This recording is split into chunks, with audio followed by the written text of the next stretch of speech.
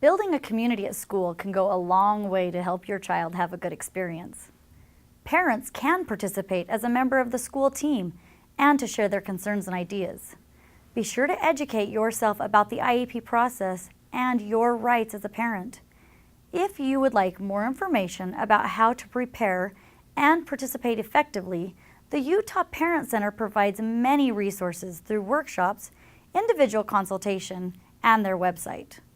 While advocating for your child formally is important, you can do a lot of other things to build the relationship with people at your school. Be sure to express your appreciation for people who go out of their way to help. You can give them a thank you card or just a sincere thank you. Offer to help out in the classroom or at the school. Share information about your child. What has worked? What are their likes? And what are their interests?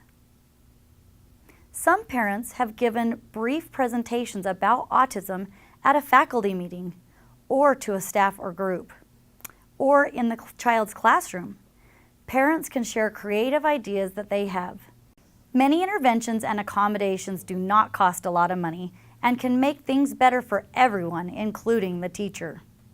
Don't forget about the other students. Most students love to be helpful if they know what to do, and they are quick learners. Some parents have given awareness presentations, either in an assembly or to a classroom of students. Participating in extracurricular activities is an important part of your child's development. Make the most of your child's interests and help him or her to be involved. Could they be the manager of a team? Are they in special programs or schools that your child might like to participate in, like drama, music, track?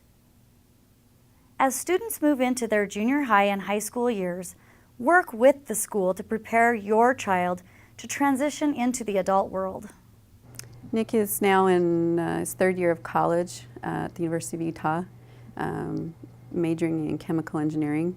And when he graduated from high school, he graduated with high honors and 34 college credit hours. And to get to that point was an up and down road, to say the least. When he was little, we didn't realize or think that maybe he would even talk, and to see where he's gone and the things that he's done through the years and will continue to do has been an inspiration to me.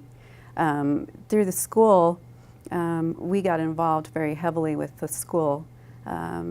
We got to know the principals, we got to know the teachers, we got to know all the speech teachers.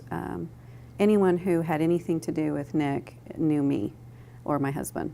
And we made sure that he was classified properly so that he would have the umbrella that he needed in case anything would arise that he needed extra help.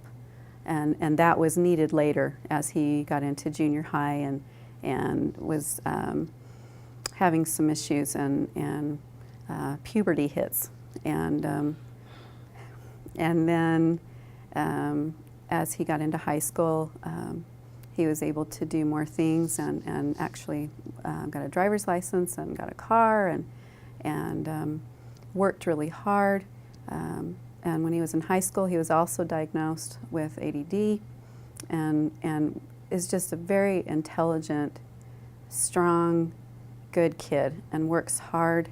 But the key has been that we had all of the things around him to help him to succeed, from the proper goals and IEP for social skills, speech, language, you know, if he had behavior issues, the things that we could do and the strategies that we put in place so that he could succeed, and made sure that at home he had what he needed and the time and the help to be able to do his homework and to do the best he could to fit in. As he got older, the deficit between he and his peers grew larger, and it was at times heartbreaking, and continues to be at times. But at the same time, he has had friends that have been really good to him. Yeah, my most difficult was probably ninth grade. No, many consider that the start of high school, but for me it was the start of a full year of torture. At that time, before ninth grade, I was horrible at controlling my anger. You'll agree with me on that. Mm-hmm. I mean, I did not control it at all. And then at the start of ninth grade, I kind of got into some sort of fight thing, where I tried to hit someone, and afterwards I felt guilty about it. And ever since then, I've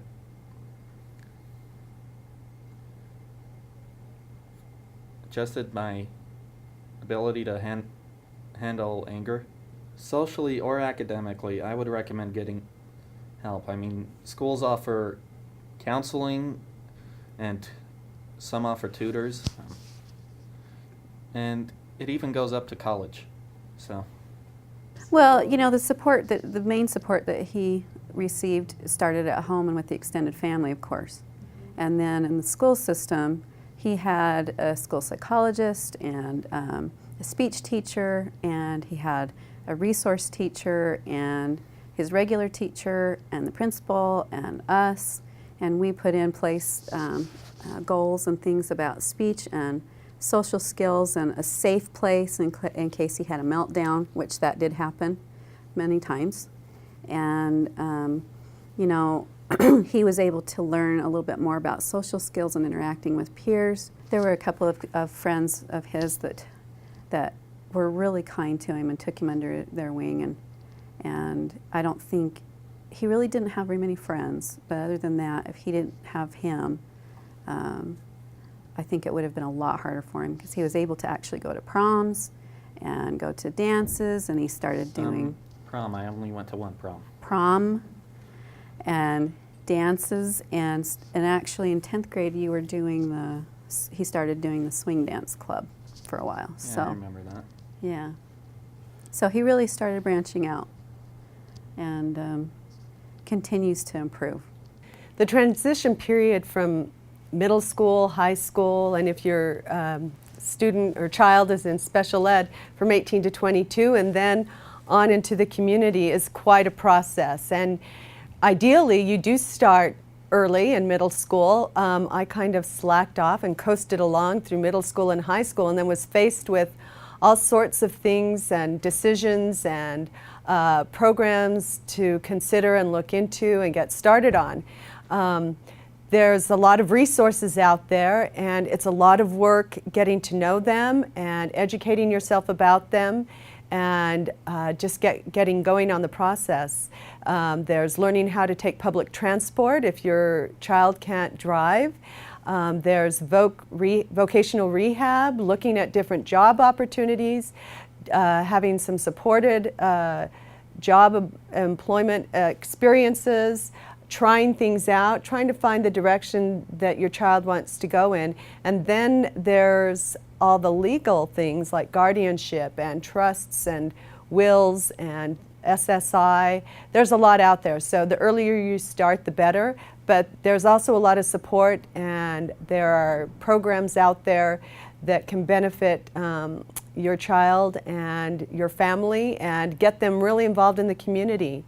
It's a big process, one that we're still involved in and still working on, but it's good. So Christian, you're now 21 and you've been transitioning out of high school and the school community into your world community in your own neighborhood, in your city. What type of things have you discovered? What activities have you been involved in, and what have you learned? Well,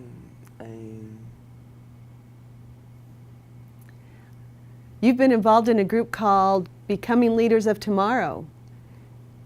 Was that something you enjoyed? yeah, it's okay. Were you able to meet new people? Yep. And I know that you've expressed your ideas and opinions about how things should be in a city and how you can help advocate for yourself. Yeah. What other things have you learned in the past 4 years as you're becoming more self-reliant and independent? What have you done? Well, let's see. Last week I wrote kind of a treatment for a story that I could make as a filmmaker. Christian's goal is to become a filmmaker, so he's been involved in different experiences with filmmakers or the process of making films. He had a job experience that led to his job now, working at the theaters, at the Megaplex. And he started that as a job shadowing experience. They liked his work, and he did it well, and now he's a very valued employee. His last evaluation, he got all stars. He was very good, and so those are just some of the experiences. He's also had other job experiences working at, do you want to tell them where? Where else have you worked? At Fort Douglas, cleaning the containers of the artifacts. He also gave a presentation to some students who came in about some of the artifacts that he's worked with. He's also had a job experience at the aquarium. Cleaning the outsides of the containers that contain the animals there. And Barnes & Noble? I think it was putting the books in the right shelves or something. And he even volunteered at the library, the city library. And what did you do there? To count how many people went into the art gallery part of it to have a look at the pictures. There was a special art exhibit, so he was in charge of making sure that the art pieces were safe, that they weren't touched, and he was to keep count of how many people went in to see that. So he's had a lot of good experiences. He's learned to ride public transport. What's your favorite part of riding public transport? Like, well, I don't know.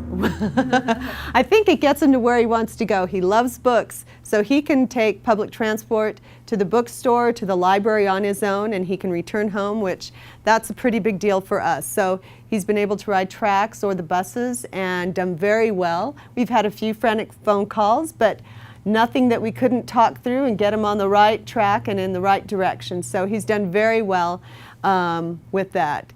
He's able to have his own debit card and pay for things, and so he's getting some practice being able to take care of some of his finances. So he's doing really well and well on his way to becoming as independent as possible.